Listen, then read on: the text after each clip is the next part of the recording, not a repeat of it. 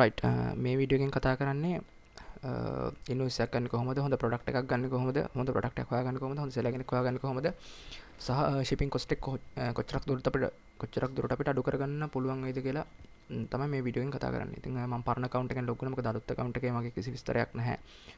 අලුත් පරණ account එකේ මම කලින් කරලා තියෙන නිසා මට ඔයාලට තේරුම් කරන්න ලේසියි.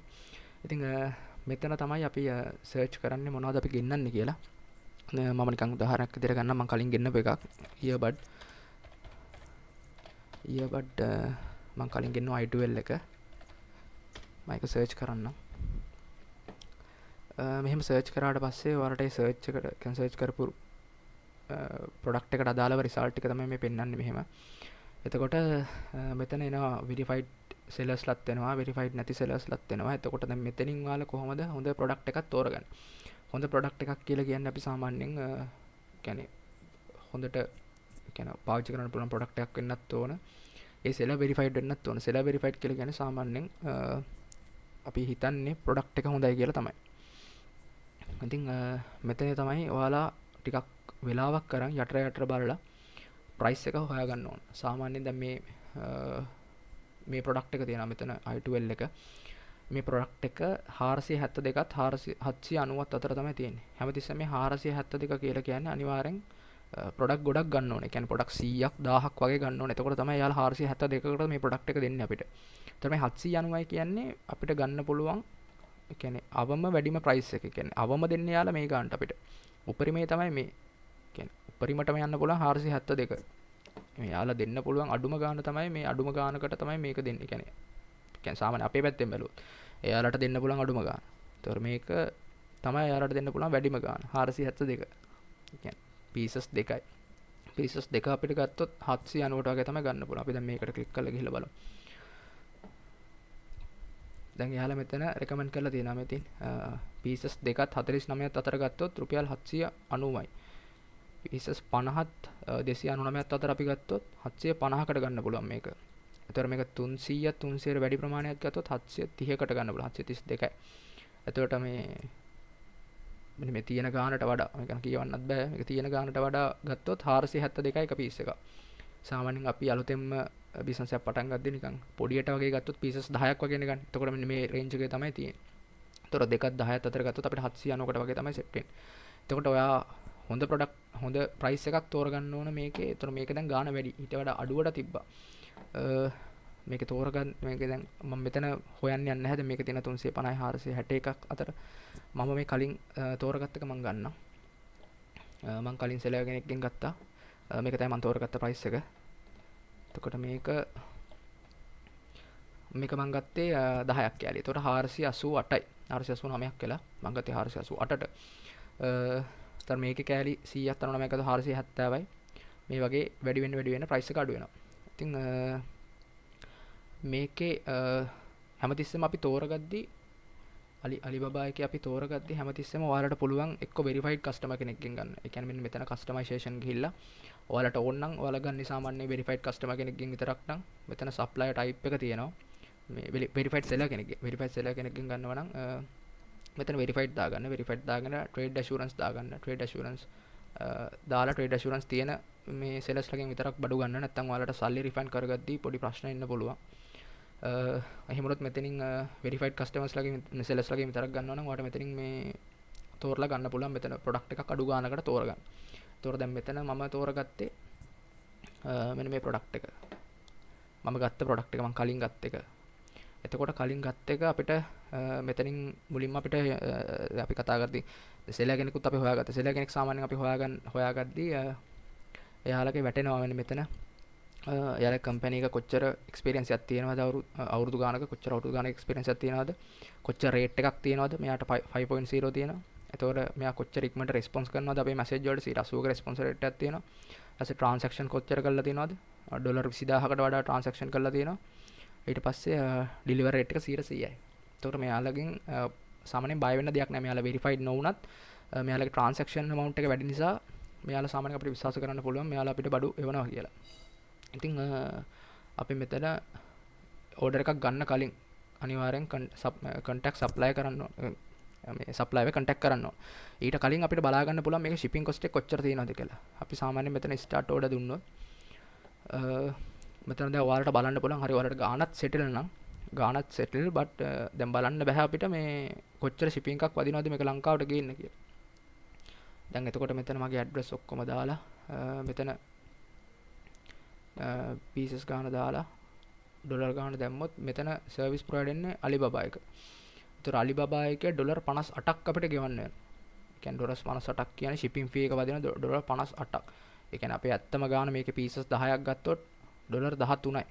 ඒ කියන්නේ අපි මේක ශ්‍රී ලංකන් මුදලින් හැරවුවොත්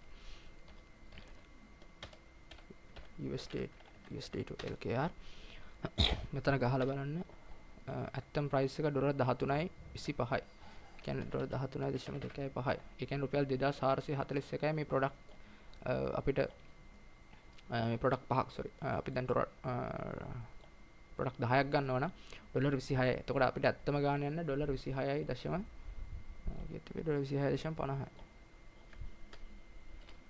ඩොලර් 26.50යි. එතකොට 4880ක වගේ ප්‍රයිස් එකක් යන්නේ. හැබැයි වැඩක් නැහැ මෙතන shipping එක වදින ඩොලර් 71ක් මේ pieces 10කට. එතකොට ඩොලර් 71ක් කියලා කියන්නේ 72ක් දාමු 13000 ගණන්. අපි ගන්නට වඩා දෙගුණයක් 4000ව දෙකක් 3 ගුණයක්. අපි ගන්නට වඩා 3 ගුණයක් shipping. එතකොට අපි ගන්න ගානත් එක රුපියල් 16000යි.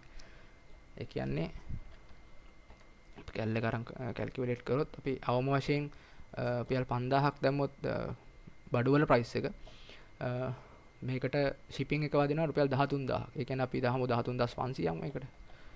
13500ක් එකතු කරොත් 18500යි. එතකොට අපි ගන්න pieces 10යි. ඕක අපි බෙදනවා 10යි.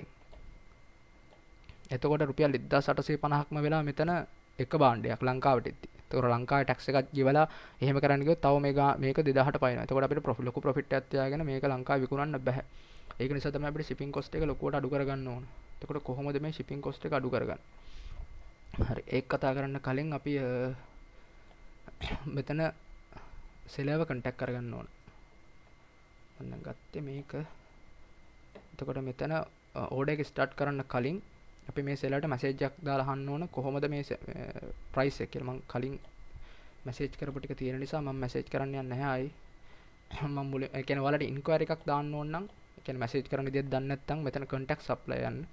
contact supply ගියාට පස්සේ මෙතන අපිට ඕන pieces ගාන ගහන්න.